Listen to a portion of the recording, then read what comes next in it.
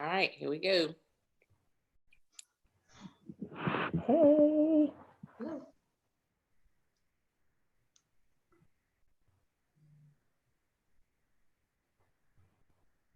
Hey, you guys, how are you? How are you? How are you? Welcome back to our Tuesday Nonprofit Live conversation with myself, Zakia, and y'all, we got a guest today. We got someone who is joining us. Miss Christian Jackson is joining us, and we're going to continue the conversation on mental health in the nonprofit. So listen, guys, as you come in, please please subscribe, hit the little bell so that you are notified every time we come on live. And we just appreciate the feedback that we have been giving. I think this is our fourth version or addition to this platform, and we're excited about what we're able to share. We're excited from the feedback, and we're hoping that today's conversation will just kind of continue a dialogue of strengthening ourselves mentally, emotionally, professionally, to be great leaders, to be great people, to be great partners, and servants in our community to help those who are also in need. I believe in our structure of the community is we help each other. And when we can find people that we can get value from, we can share value with,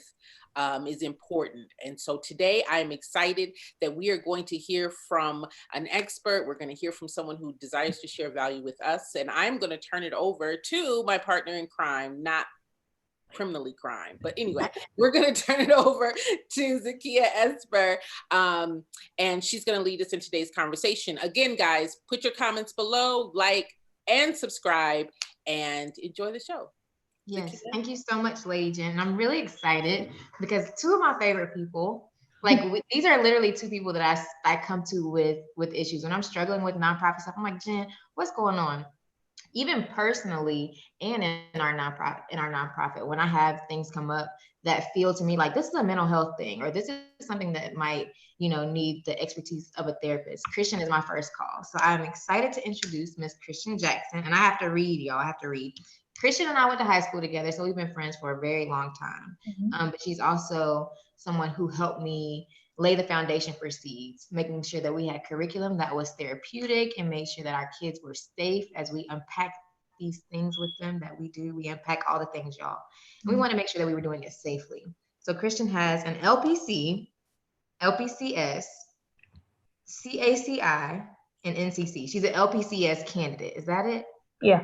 All the letters, y'all. All the letters. She is an expert. I say all that to say, Jen and I talk about the things that we know about. We know the nonprofit industry. We are the experts in that industry. And last week we had a really good conversation that was about mental health, where we really just spoke about our experiences. And we are the experts in our own experience.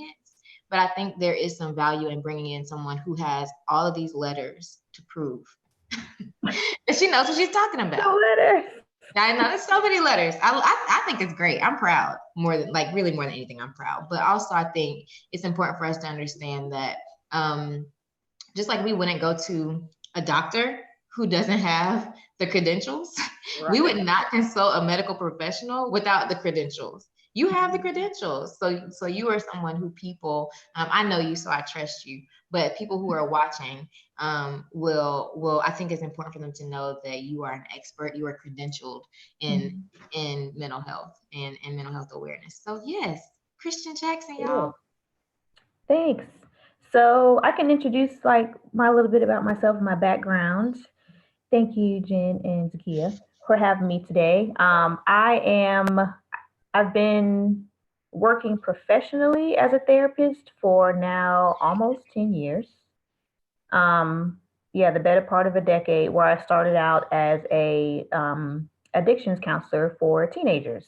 So I worked at an agency here in South Carolina where we treat substance use and people in recovery, and I worked with adolescents. It is where I got my start.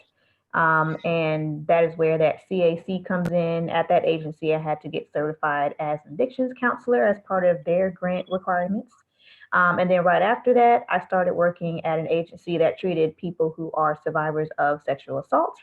And so for a year straight, not only did I facilitate therapy there, I got really, really great training. And that is where my love for being a helper and a healer in the realm of trauma came from. And so now I work at a medical facility where I kind of get the best of both worlds, where you look at the client as a patient holistically. So I work in the behavioral medicine part, and I see all kinds of mental health issues come through my door. I look at everything through a trauma lens because of my training, and because I believe that after being in the training and kind of seeing a whole host of different kind of clients and their issues, that really all of us have dealt with different types of traumas on some kind of end of the spectrum. We're all survivors to some extent. And so I look at anyone that I treat that comes through my door, no matter what your treatment plan is, I'm always going to be looking through that trauma lens, because we do have to get to the root of things and where we learn certain messages, which we'll probably get into later in this talk. But I am a business owner. I'm part owner of a private practice as well, and also do some professional development here in town and across the state about various issues. My partner Tina Phillips and I just did a really successful Boys in the Hood training, where we decided, that's what it's called, Boys in the Hood. And what we did was take our clinical experience and just kind of take that to professionals, where you got to go to the head to try to make the change, which is where, of course, I know that nonprofit work comes in, where you're trying to fill the gaps, but you got to go and see in the system where the issues are. So together, she and I kind of recruited, or tried to just make sure that we were not only recruiting people who were interested, but even people who were uncomfortable with talking about the things that they don't want to talk about. So we had done professional development for our various agencies, or our respective agencies, but decided that we wanted to talk about the things that were making people just uncomfortable. And that would be, how is trauma affecting Black boys, brown boys, their families? What are those nuances? What are the implications? So not only am I a therapist, I'm also a trainer. Professional development, we get to offer continuing education units. We were approved by the state. And I share that because I think we'll get into this later too. It's important for us to have that balance. I love working with people who are survivors of trauma, being a part of that journey, but it's very, very, very taxing. And we have to take care of ourselves and make sure that we're diversifying our work as therapists. And I think that's true for anyone who is in the human service field, like you guys are in your way. And so I get to take a break from just doing therapy, and then going to sit with other professionals and talking about what I do, and not necessarily having to work through all the hurt and pain in a different way.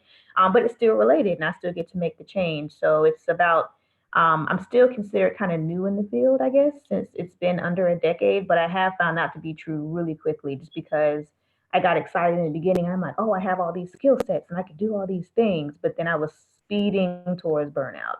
So I really had to be careful with that. And I think that's something that I guess we'll just get into later today. But that's just a little bit about me. Just a little. And my family.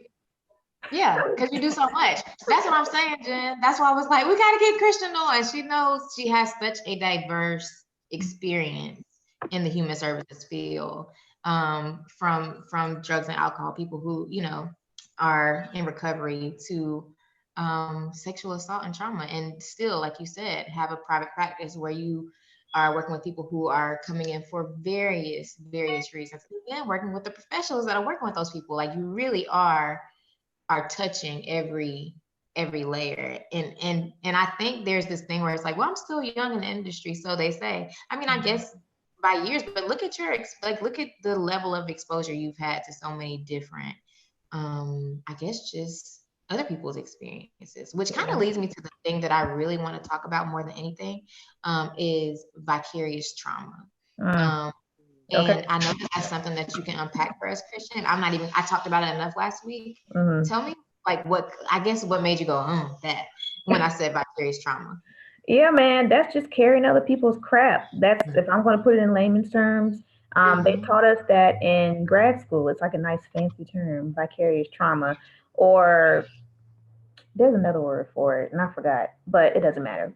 That just means that vicariously I am carrying someone else's hurt, pain, story, I'm triggered, all the things. So if I'm sitting in a session with someone, or even if I'm having a conversation with you, Zaki, and we're on the phone and you say something that triggers me, and you're just like you do, we do for each other, we vent to one another about things, then I may get off the phone with one of my homegirls and be like, oh man, I'm feeling some type of way. Like I am somehow that touched my stuff. And I don't know what it is, but somehow I'm feeling heavier emotionally. I'm feeling heavier mentally. I got a lot on my mind now. Now my mind is racing and I'm stuck with all this stuff and I don't know how to unpack it.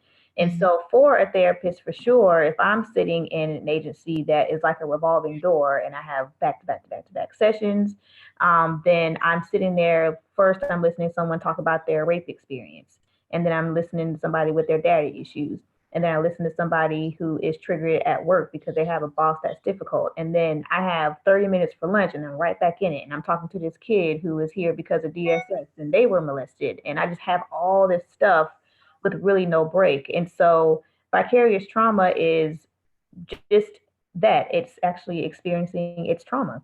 That's really what it is. So I'm sitting here dealing with your stuff because at the same time that exchange, what happens is I'm sitting here and now all my stuff may be coming up.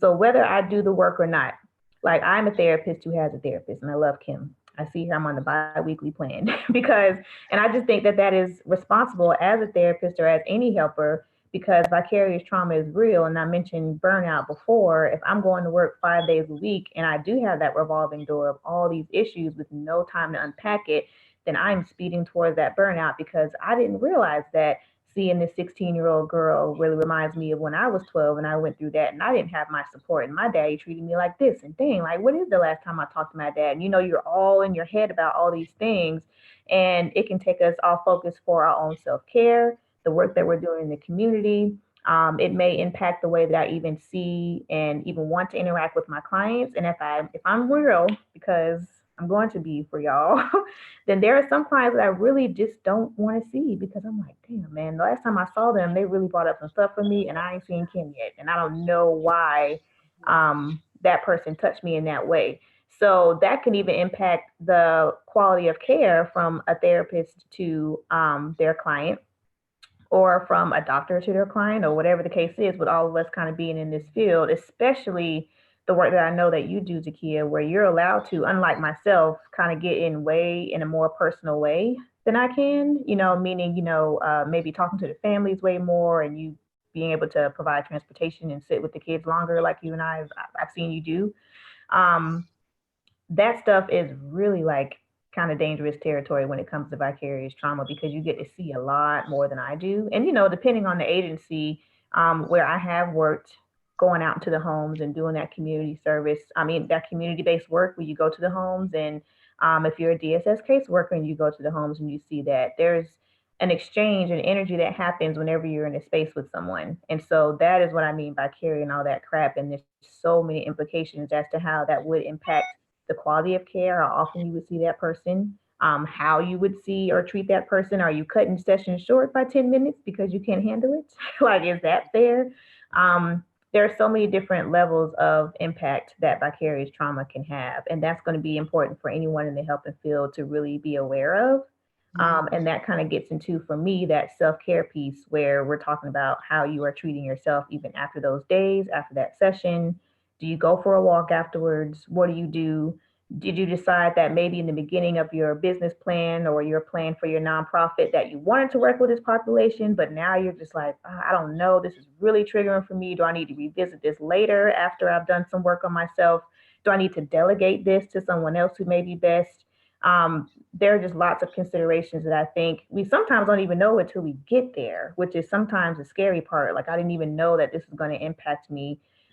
We were talking a little bit before we went live, but Jennifer made that comment about us kind of starting our work out of some type of trauma, which is so spot on that as helpers, we want to be able to help other people because we have somehow in some way experienced what we are trying to resolve in a way with the work that we're doing. And so that's where we have to be careful. Not that we can't do the work, but what are you doing to pour into yourself as you pour out to the people that you're trying to assist in whatever way that is? Can I jump in here because you just triggered some things for me? Just Sorry, I didn't mean to.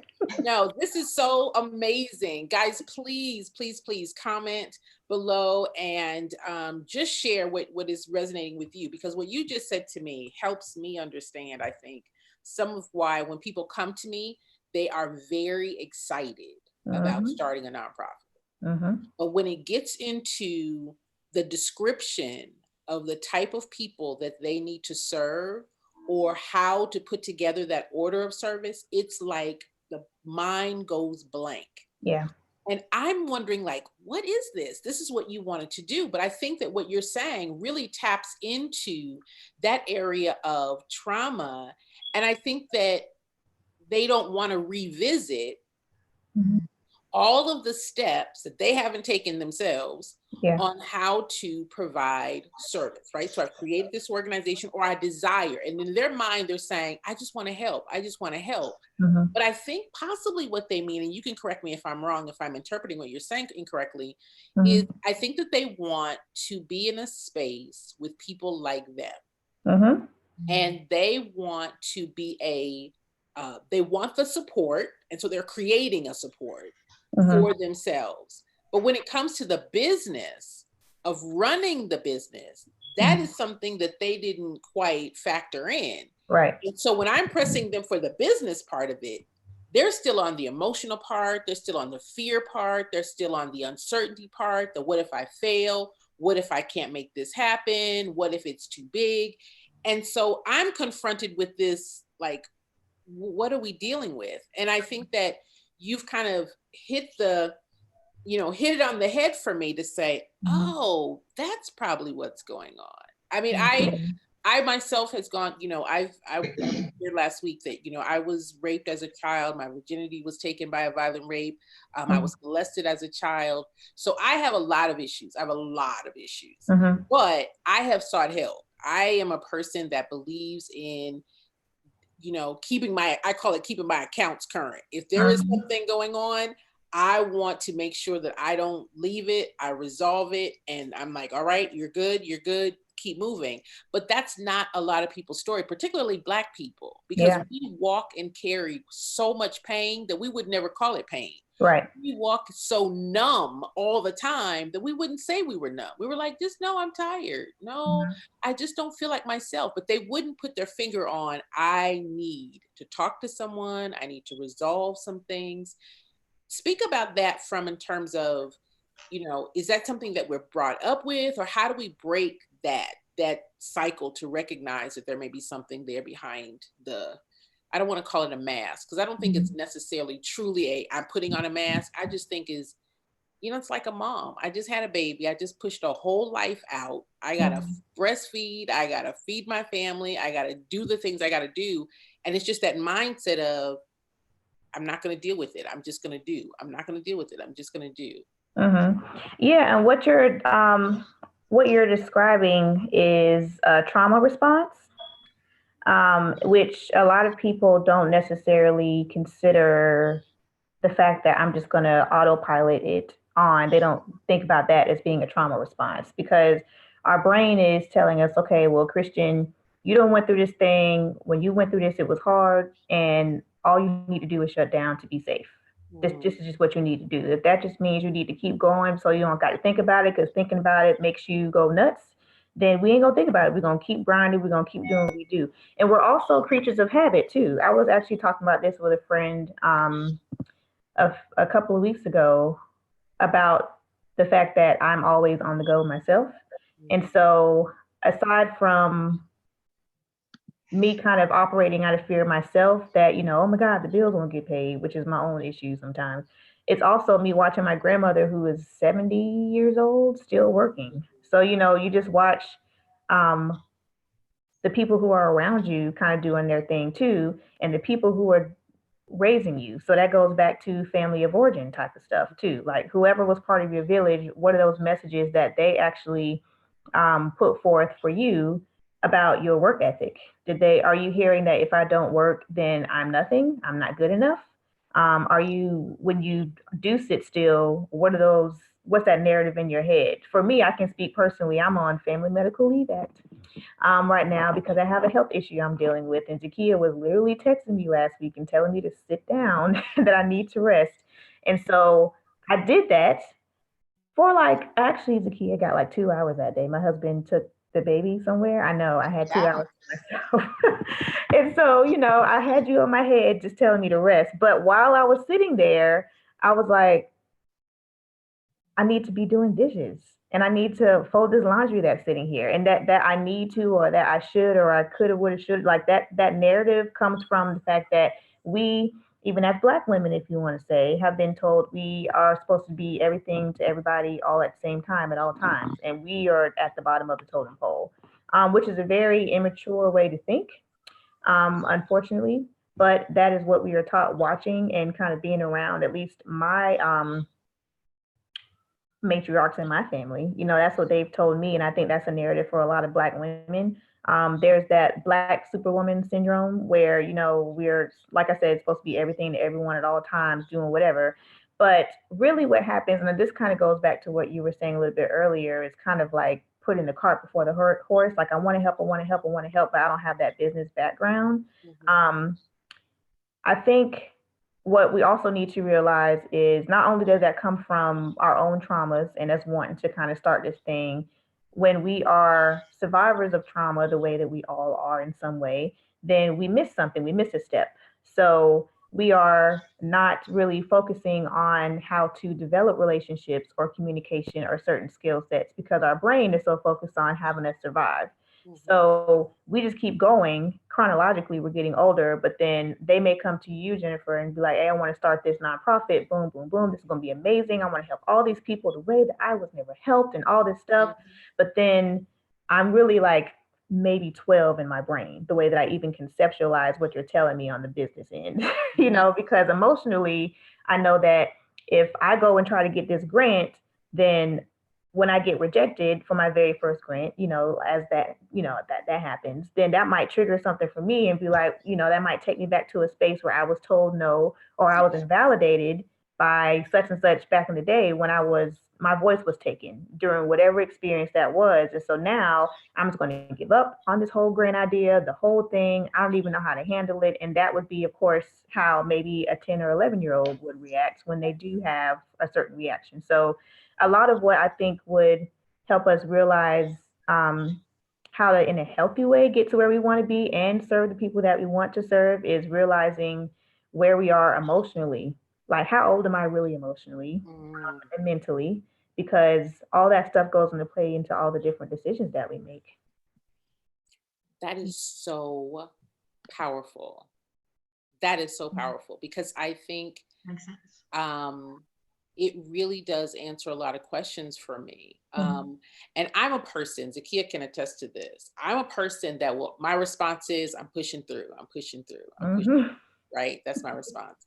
I also have a very strong spiritual prayer life. Most people don't know that I'm a pastor. So I have a counselor and I just can sit in what I'm going through and not spiritualize it, but accept that there are some things I just cannot change. There are some things that I cannot avoid. And my feelings around those things are valid. And I can process those out, thank God. Yeah. That I've grown to that place, because I can say that I was an overeater. I was a self-sabotager, before I learned how to cope with my emotions. And in the nonprofit world, I mean, if a person terrified to pick up a phone and to make a call about a cause that they created, and at the root of it is, I'm afraid that they'll say no. Yep. Or that they won't accept what I'm trying to do as a good idea and give me the validation and the affirmation. Or I'm afraid to even think through the idea because it may be wrong. And, or they won't even come to me for help because they're going to have to then say, I don't know all the answers and I'm supposed to know all the answers. And what that sets up is already a cycle of failure. And we're not really having what we desire, which is impact for not only the people that we want to serve, for even for ourselves. I believe in self-care. Like if a friend of mine, Zakia knows this, if someone calls me and says, Jen, this is where I am, my first response is, what do you need me to do? Now, I could kick in, my friends who know I'm a pastor, I'm like, am I Pastor Jen or am I friend Jen? My friend Jen says, kill him. Right? I'll get you the bail. I know that. Jen said, this is the truth, because I know that there's so many areas of how we think about things, and my friends, people that I know and that I care about, it's like, what can I do to help? And if it's nothing, if I need you to listen, I'm down for that as well. And I just want us all to hear the messaging of self. What is it that you can tap into? What do I need to be the best version of myself? And even saying that I need something does not mean I'm being selfish or self-centered or it's all about me. It's just, I want to show up as the best version of myself. And I'm just trying to, listening to you think, where did we lose that? Yeah. It's like, I don't know. Go ahead, Zakia.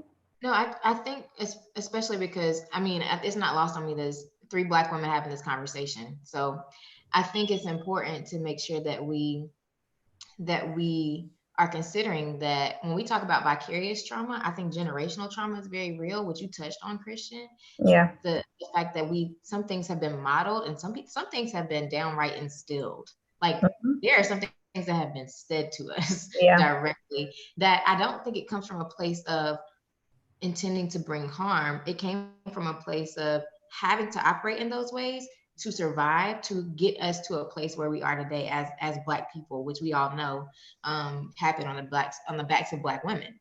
And so there is a narrative sometimes that I find myself running into that says, who am I to rest when I have it as plush as I have it? When the women who came before me to get us to where we are, and we still aren't where we need to be, who am I to be deserving of just saying, I need to take a break because I said I need to take a break? Like I find myself trying to legitimize my need for rest or hiatus or whatever it is. And Christian, you make so much sense when you're like, you said, I was laying there for 2 hours, girl. And Jen, did you hear what she's on FML? She's supposed to be laying there for all the hours. I'm in bed right now. I am. Is this, I'm gonna allow it because we're just talking, but Christian is the mother to OJ, who's my favorite. I love him so much. Christian, he's my favorite because he's so active, but he's like a little Energizer bunny. He never stops moving. I can tell. I don't have to be around him to be able to see that this child never stops moving, right? But somehow we've been conditioned to believe like if that you're supposed to be able to manage both of those things at the same time, and that's just not always a realistic expectation. And I think that even when we think about like capacity in nonprofits, I always hear you talk about capacity, Jen, which I think is so important for us to assess our capacity and to be able to say as a nonprofit, I know the needs of the community. I know that there are hundreds of whatever people who need this thing that I provide, that I know I have this gift, I can execute this thing, but I can only do it for X amount of people. I think we have to give ourselves that same grace. I am a person who has lots of gifts and talents and things that I can offer, but I have to day to day assess my capacity. Even if yesterday I made plans for today, if I wake up that morning and y'all, the crazy thing is we know what our capacity is. And we'll look at the list and say, whoo, that is 3 things over what I have the energy to do and allow myself to be in a good space at the end of the day. But I'm still, because I can, because at the end of the day, I can check every box. We will kill ourselves to check every box. And I said that and it sounded harsh, but I'm not going to take it back because that happens, to check every box just because 1, we know we can, and 2, other people know we can. So they expect it of us. And I think that it's a really harmful mindset to carry into this work because there's as many people as there are who want to do good work and help people and create an impact, there's always going to be somebody who needs something. There's always going to be a need. Yep. So Yep. we're working to what end?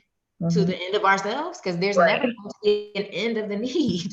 So Mhm. like, I just think, and I think there's a tinge of, especially for somebody like me, who I consider myself privileged in a lot of ways. And I talk about my privilege often because I think it's important to like note, you know, these Yeah. are the ways that I have gotten where I've gotten that don't have anything to do with my ability or brains. It's Mhm. just privilege. There's an element for me where I'm like, again, you don't have the right to rest because people who don't have as much as you have but that's a narrative that was instilled in me. I remember my grandmother saying, you Mhm. know, we give because we're blessed. You bless people because you're blessed to be a blessing. And so Mhm. that's a nice thought. It's cute until it's like until it pervades Yeah. your mindset. And I think about, there's a tinge of, I think I texted you about this morning, Christian, like savior complex. And I don't know if Yeah. there is a clinical element or term for that, but I see this not just with Black women, but also especially with white people who have like white guilt, who carry this thing around.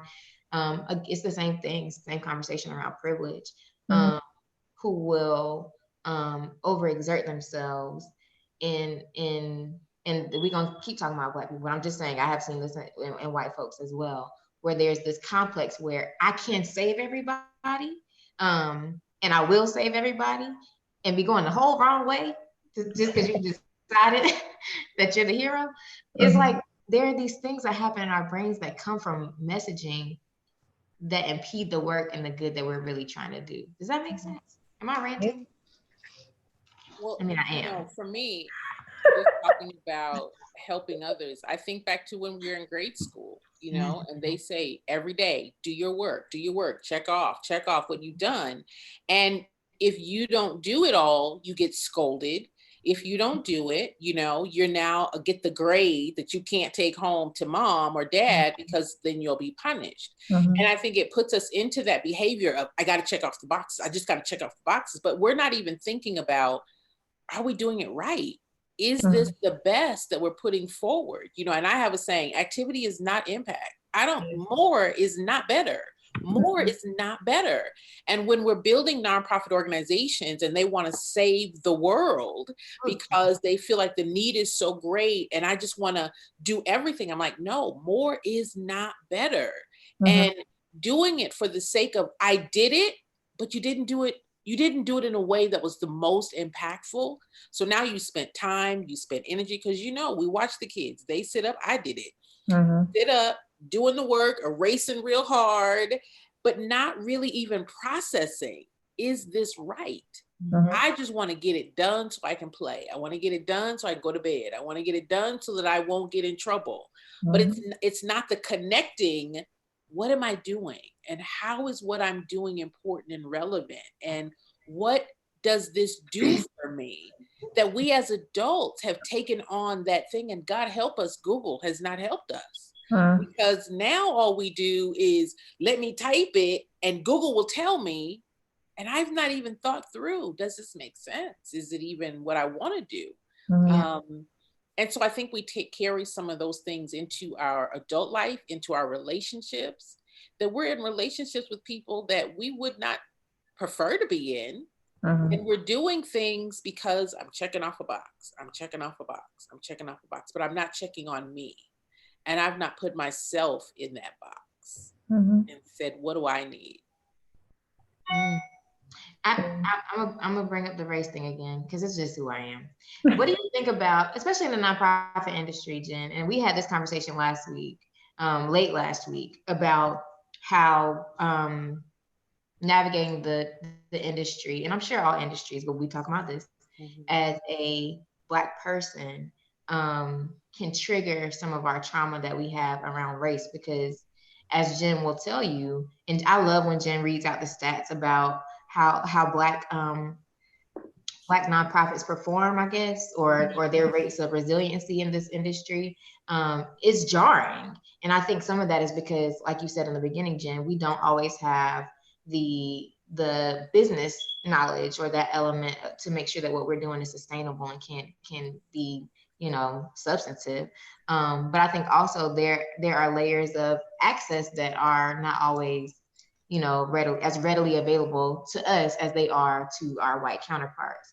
And I've spent time in the industry since I was 19, and so I've seen how we are the minority in the industry, and our beneficiaries are the majority. Like, there are more Black people being served by the industry than white people, and there are more white people working in leadership in this industry than Black. And so, Christian, I really wish you could have been in a space that I was in last week that was supposed to be facing race together in nonprofits, but I feel like there was something missing from the conversation, and in just bringing light to how damaging it can be to navigate these spaces as you want to help your community as a Black person, and experience, that's what it is, experiencing oppression in the workplace, and then being able to come in and support people who are experiencing oppression in society. Does that make sense? Yeah. What are ways we can protect ourselves? And it could be the same thing you said before, or ways that we can process and navigate this system in a way that is safe for us. And if you don't have an answer, that's okay too, but that's just a thought for me. I mean, I think it goes back to the awareness piece and self-care, because just the way you described it, being in a place like as a Black woman and then trying to support maybe other Black women, for example, but then we're not really getting nowhere because there's no support in the system. Is that what I'm hearing you ask? You know, Yeah. that's triggering. That is so, like, you know, you be in this space and then you kind of walk in with this into a place where the energy is triggering, for one. But then I was just having a conversation with a white woman the other day and trying to explain to her how Christian has to go into a space all the way put together at all times because I'm a Black woman. And that's a lot. Like, I don't feel like putting makeup on every day. I don't feel like speaking eloquently or good for a Black girl. That was part of the conversation as well. Because I was telling her that I have been the token my entire life, and I've been in the honors classes, and I've been called an Oreo by my community because I was in the classes with the white kids and I had to go hang out with them because, you know, like that whole dynamic. Um, and I may be getting off a little bit, but I'm just thinking about what that would bring up for me in a space like that.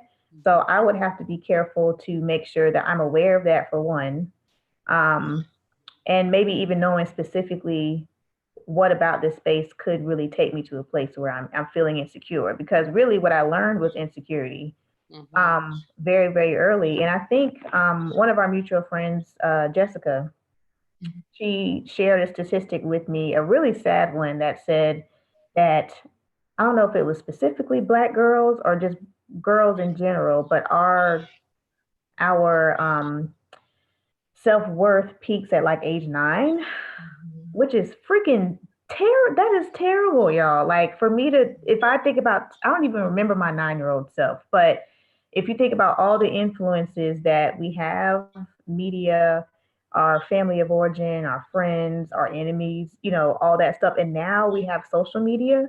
Like, just imagine where our young girls are now when it comes to their self-esteem and their worth. And if that statistic is, I think that's right. I think she said it was 9, then we have a lot of work to do. But we're also wounded in our own ways. And we're just having these conversations now about mental health and it being okay for us to even consider that we might need to go talk to a therapist or do something therapeutic, or maybe explore our spirituality so that we can heal. Like, we're just getting to that place, and we're the ones who are supposed to bring up our other generations behind us.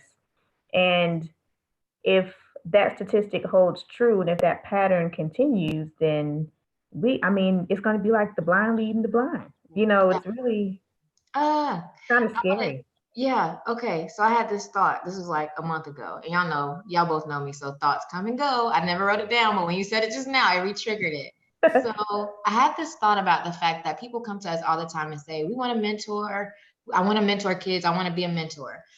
And then oftentimes we get into these trainings that we do. Our training is 2 hours, maybe 2.5 hours long. And things come up in these trainings where I'm like, you're not really in a space to be with these kids because you're teaching from a space of trauma. What does it look like that's such a scary thought to me, because what you said just makes so much sense, Christian. It's like if we know that black women, our self-esteem, our self-worth, our identity, it peaks at age 9. How do we consider ourselves? How can we have the audacity to say that we are equipped to lead young people through work that we are not willing to do for ourselves? Well, I do have a thought. Are you done with your question? Yeah, how are we gonna do that? I don't think it's appropriate. I'm questioning our ability to do so. No, I agree with that. I think I want to commend you for that, because I've had that conversation when we're talking about like who's appropriate to be a mentor now. Let's pump the brakes. I think that we can, if we flip it and reframe it as an opportunity, then because the work got to get done. We can't just be like, yo, everybody, because everybody got work to do. Everybody out. You know what I'm saying? But I think that I talked a little bit about this on my mental health minute video yesterday. The fact that therapy is our opportunity to reparent ourselves, which I heard in a podcast, and it just sounds so dope. So I like the way that helped me frame that this therapeutic journey that I am pulling people along with, the one that I'm on with myself. I have an opportunity to say, okay, Christian, what is it that you didn't get as a child that you need? And what can I give? What can you give yourself? So I see like the mentor opportunity as, yes, some people need to wait, but it also is an opportunity for them to give like your adolescents something that they didn't get. And the healing is like going both ways, if that makes sense. So if we're thinking about it from that lens of like, I'm reparenting myself, I'm giving this kid the ride I never got because I had to walk from school to blah, blah, blah, whatever they need to do, then that reciprocal exchange and that ongoing exchange is going to be healing for everybody, like the families. Because, the single mom, which I know is most of your demographic, or grandparent, can see that this is actually possible here in 2020, that these things can actually happen, and change happens right there. I mean, something as small as a ride could help.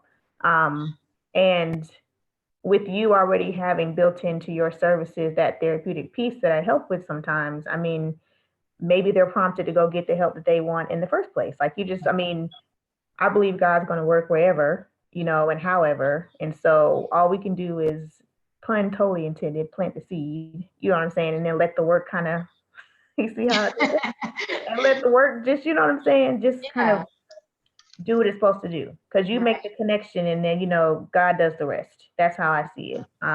We don't have to be responsible for everything, right? And so it's like kind of bringing it back to you as I just did it. I just did the thing. See how easy it is to do. See how easy it is to do. Like you can't, and I'm not saying just use Zakia, but as EDs of your organizations, like you can't just hold everything here. Like you are responsible for how your organization runs and things. But if you feel like it's safe enough, then you kind of just let stuff play out and kind of see. Because I think that even if it's not I think everything can be therapeutic to some kind of degree. But I think the work is going to happen, and then it'll be so fun to kind of see how everything evolves within your organization if you kind of think about it like that. Yeah, I just want to interject that I think it's so important that those who are listening, again, if you are enjoying this conversation, please like, comment, subscribe, share this with anyone and everyone that you think this conversation can help and benefit. But just to your point, reaching out for help is not a sign of weakness. It is really a strength move, right? Because I want to be better than I am right now. And I see so many organizations close their doors, not because of lack of money, not because of lack of potential or impact, but because the leader refused to ask for help. And did not feel as if they were worth the investment in that help. Yep. That I don't have it I'm like, how do you, to invest in yourself, to show up as a sound business leader, a sound community partner, a social servant, or not even a servant, that's not the right word, a community partner. I want to serve, I want to help, I want to uplift. And so, what can we say or encourage or inspire people who are finding themselves drowning, literally drowning? Zakia talked last week about, shingles, and it goes into depression. It goes into, people get on my phone and they burst into tears because it's some pent up thing, like desperate. I need help, but I don't believe that help is out there. I just feel like I'm supposed to be here, and this is my lot, to be overwhelmed and depressed and the suppressed emotion. What can you say to, or what do you advise to the people that, need help, but are afraid to get it, or say, I can't afford it, or who am I to go and get help, because that's going to take more time, right? I'm already got a busy schedule. Yeah, I think that's and you've already kind of touched on it. That's a huge, that's a self-worth piece, straight up. If I call this grant person or this opportunity and they reject me, then what I'm assuming that person probably hears is I'm not good enough, or no to you, Christian, the ED of XYZ organization, not just your organization. Instead of hearing, well, maybe you can work on this, or your organization could work on that, it's all internalized. So the first thing I would say is identifying whatever that narrative is. Are you coming from a place where there's that really deeply rooted internalized message of I'm not good enough? Because that is where it's going to start. That's what's going to help you even make that phone call. Or it's also going to go on the other side of the spectrum and have you working like a dog towards burnout because you're trying to prove yourself too. So there's also that. So what is that narrative? Can you actually say out loud that, yes, I really do have an issue with who I am and what I'm trying to do? Like, it's really me. Like, can you even separate yourself from your organization? And is it truly an extension of you? Are you really, is it like this? That's really important too. Um, then, so first identifying that, and then also I think the anxiety is what we haven't really talked about or touched on specifically. Anxiety says you can't do this. Anxiety tells you you got to do this, this, this, and what about this possibility, and how do you control this? And oh my God, what if it snowballs into this thing? Like, anxiety takes you all the way out here. And what I've been telling my client very recently before I went out of work was kind of sharing appropriately, sharing kind of my experience of anxiety as far as me thinking that I have to have control over everything, and the freedom really that comes with focusing on one little thing, because anxiety tells you also that you don't have control and that you can't call this nonprofit and take this kid here and have this event and research for this and put your panel together. Like, it tells you you can't do that. And you really might not need to, and that's fine. But if you're in your head going down that rabbit hole, then pick the thing that you know you can delegate and do that. Figure out what you are strong in and do just that. But then find the small piece of something that says, hey, anxiety, I already know how to do this one little thing and we're going to fall into place. Because they don't have you, Jen, for no reason. You know what I'm saying? Like, they have you for the support. It doesn't make any sense for me to think that I have to do everything at all times. But again, that goes back to that self-worth piece and where I learned that. Like, what is it that you need to resolve as an executive in your organization? And you can do that in small ways, even if it's something that's totally unrelated to your organization. Maybe you just need to practice. So instead of, I'm talking a lot about myself and what I'm a really anxious person. I we come home and like everything's on a schedule, right? We eat this time, we do bad this time, we do this and this and this time, because I'm just like, if I don't have control over anything else, I have control over my household and taking care of my family. Boom. But what I've been doing recently is, okay, if dinner's at 7:30 instead of 7, fine. As long as they eat. So for me, I have control over, yes, supporting and feeding my family. And it's totally unrelated to the fact that really what I was doing was I had a really hard day with like 5 back-to-back trauma stories. And I couldn't control how that made me feel. So I'm coming home to do all these things because I know that at the very least I can put this chicken in the oven. And I can put my kid in the bath at this time and all that. And all that just kind of rolls together. So even outside of your organization, what can you do to fulfill yourself? And for me, it's just fulfilling that I have dinner at the table with my family. And if the laundry is still sitting in the dryer, if the dishes ain't clean, whatever. At this point, I'm just trying to focus on what I know I have control over and what fulfills me. Like time with my family at dinner is really what fulfills me, us catching up about our days. And it has nothing to do with work. And so I'm practicing in my home, which really is what matters, what I could even transfer into my professional life later on. If I just say we working on just one piece of your treatment plan, let's do that instead of focusing on all these things. And therefore I'm going in and kind of modeling what I'm even telling my clients is beneficial for them to kind of handle things little by little. So that's just one little thing that comes to mind, which really goes a long way, to be honest. And I can say that from experience now. Yeah.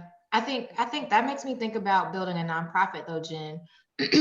How sometimes when you first get into it, you are inundated with the things. You got the 501c3, you got to make a budget, you got to, do your articles of incorporation, you got to have a board, you got to, and you do gotta eventually. But Mm-hmm. I think to Christian's point, in just managing your expectations of yourself and being able to handle things, like really being able, which Jen, I feel like you did, I feel like you coached me through that. I feel like that is what you offered me. Not, I already had those things when I came to you, but you didn't inundate me with this exhausting to-do list. But I think when you're starting a nonprofit, if you do any level of Google searching or asking a friend, you're gonna get like, okay, you sure you want to do this? Well, here's all you got to do.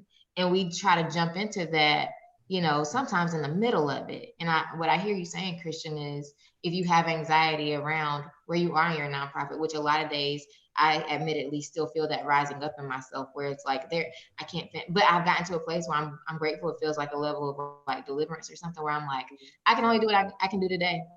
And sorry about everything else. Mm-hmm. And maybe sorry, not sorry. I did what I could do today. And Jen, I think when we're talking to people, because somehow I keep ending up in this with you, because it's not what I planned to do. But when we're talking to people in their startup stages, it will be, and I think you do, but really driving home the way to stay out of burnout and being sick and tired and wanting to quit is to really say, today I will do this thing. And you told me to, Jen, but I don't be listening. But I Listen, I'm the one that always says nobody listens to me, right? I did. Nobody listens to me because I tell people, this should not be your life. It cannot be your life. Mm-hmm. And I worked in the nonprofit field and people don't believe it. But I worked in the nonprofit, and hundreds of them, thousands have I led in all causes, from rape to transition to women having to be, separated from their babies right after birth to go into prison, and right after Katrina and the tsunami. I mean, just emergency situations. And one of the things that I realized was my weekends were my weekends. And even as the executive director or the vice president, I saw that month of vacation was exactly what I needed every year. Mm-hmm. Every year. Oh, wow. Every year. Every year. Oh, Yeah. wow. So organizations that now feel like I can't get away, I can't step back, I can't step away, I'm saying, yes, you can. And you have to. You have to. But we've got to build it. And even as we're building it, that it's not designed to cause you to break down, because then you're not a table that can help or serve anyone else. But I think what happens is that by the time they get to me, they've gone through Google and they put in one question and Google gives them 30,000 pages as an answer. And now they're frantic trying to say, how do I approach all of these options? And I'm saying, no, there's only one option. The one that's going to be the most impactful. That's it. Just do that one. Yeah. And don't take on all of this other stuff. But, it's the mind. And I think that that's why this conversation is so important. And anxiety, OMG. Now, Pastor Jen would say, why the Bible says 1,000 times be anxious for nothing means that is something that is ever present and afraid. Do not be anxious and do not be afraid. But we are afraid of failing. We're afraid of messing up. we're anxious that we're not going to get it right, or that it's not going to turn out the way we thought, or it's not going to be perfect. So much of this, y'all, it's already been an hour. I can't. know, right? Every time. I cannot even believe it. And Christian, this has been so wonderful that I just want to be so bold as to say, will you come back? Because I think the conversation about anxiety as people, as just people of, you know, acceptance and wanting to go and to achieve and aspire great things and talking ourselves out of it is so real. It is so, so real. And I'm just really grateful that we have a time and a space allotted to talk about real stuff openly and honestly, not scripted, but just dialogue. Yeah. What are your thoughts? What are your closing thoughts, or resonating things of help and service? And like, is there a chart or a is there like a step of, you know, where do we go and how do we get to a place of awareness and help, or something that you can leave our listeners with? Not specifically, but I also like to create content. Now you got my wheels rolling. Like maybe I should create one. I think to surmise everything, from the thought in our brain to the inception to the execution of, you know, your nonprofit, that either simultaneously or before you even start that work, there needs to be some work done on some level, so that the motive is clear, the message, the ministry, whatever you want to call it, is clear, and you know how it's going to affect you first as you do the work before you even begin. I know that I just talked about how anxiety takes us to a place that we shouldn't go because it would drive us nuts. But if you could think about how this will affect you, your family, the community, and there is a thing I'm thinking about, a decisional balance, where you kind of think of pros and cons. If I do and if I don't decide to start this organization, I think an in-depth inventory is going to be really important to save you time, heartbreak, all the stuff later on. Because I would hate for anyone to get into the work and it affect you in a way that you're just kind of shocked by. Like we talked about in the beginning, to bring it full circle as far as being triggered by the work. That would be, to me, the first step. And then obviously building your support system, whoever that's going to be. You know, you got a coach here, you have your friends, your family, your tribe, your circle, whatever it is, because those are foundations that I think some people would say generationally us as millennials don't think about before we start the work, but that's a whole different conversation. But if I were to go back and say that those would be the first two things I would do, is that introspective work and then building that village first. Obviously, outside of kind of knowing the why, which is what one of my mentors tell me. Why is it that you're even kind of doing this work, and how is it that you're going to be the most impactful for your community, but then also how are you going to be fed by your work as well. Yep, that's what comes to mind. That is really good. And you know, you talk about millennials as leaders. There's that spectrum. There is the millennials that come to me and they're like, I don't really need a coach. Just tell me what I need to do and I'll go do it. And I'm thinking, all right. And then there's the other, the more mature person who says, I don't know what to do and I need somebody to help me. But they also have fears that the millennials do not have. Millennials are like, I'll do it. Tell me what to do. I'll do it. But the others are more cautious and more, so that's a whole conversation that we could have as well. Zakia, what are your thoughts as you close us out? I love this hour, Jen. It's so good. It just feels very cathartic. I hope people are getting something from it and I'm not just having a straight up hour-long vent session. I hope that people find the value in it. But I know that people will, because I talk to too many people offline who have these conversations and are saying, we're not talking about this. So I'm just grateful to be able to share space with you, Jen, and also bring in the experts in my life. I was telling somebody this morning that I'm really grateful that there's just not anything I can think of where if I needed support or help in an area in my life, that I don't have someone in my actual real network who can support me in this. So I think it's really cool to be able to share my friend Christian with y'all. She's a gem, y'all. She's brilliant, but we do want her to rest and do all the things. And I'm like, you just don't look like you're on FMLA, sis. You just look gorgeous. I mean, I know. I know. I leave, I'm taking this whole face off and I'm going back in my robe and I'm just gonna watch Netflix.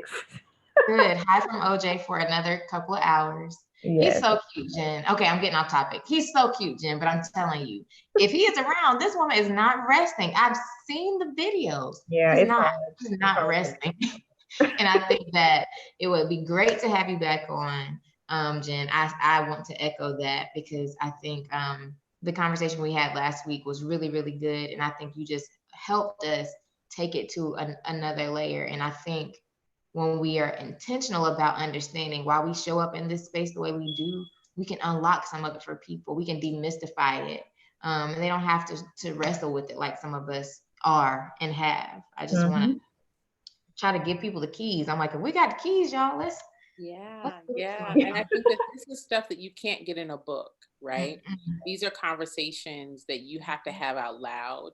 And I think that, my idea of this, and when I came to Zakiya, I said, this may be a crazy idea, but I really want to have open conversations about what it is to want to be able to help.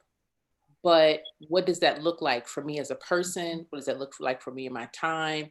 And how do I show up as my best self, as a leader? This is an industry that is so relevant and important. And every day that what we see on the news, it is going to be the nonprofit in a community that responds. We do the work that businesses cannot do.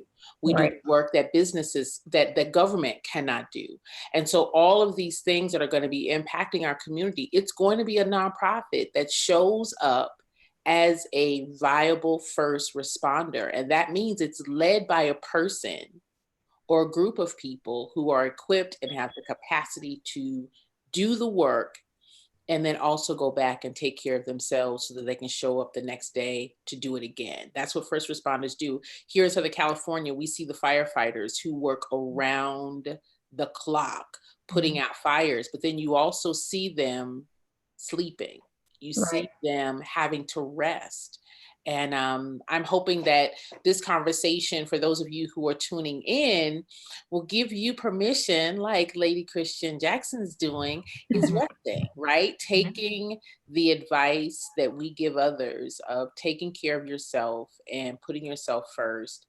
I'm just so grateful and appreciative that you took the time out to share with us today and to share your expertise. It was amazing. It was amazing. Thank you, guys. Thank you. You're welcome. Anytime. I was happy to do it. Yay. Well, we're going to call you on that. We're going to call you on that. But not until after you've, been released to do so. Guys, I want to thank you guys again for tuning in for Nonprofits Nuggets TV Live. Thank you so very much for joining. Please, again, leave your comments, share with anyone and everyone that you think would be impacted or find value in this conversation. And it's not over. I think that we can continue the conversation. Zakiya and I will put our heads together and see how and where relevant topics can continue.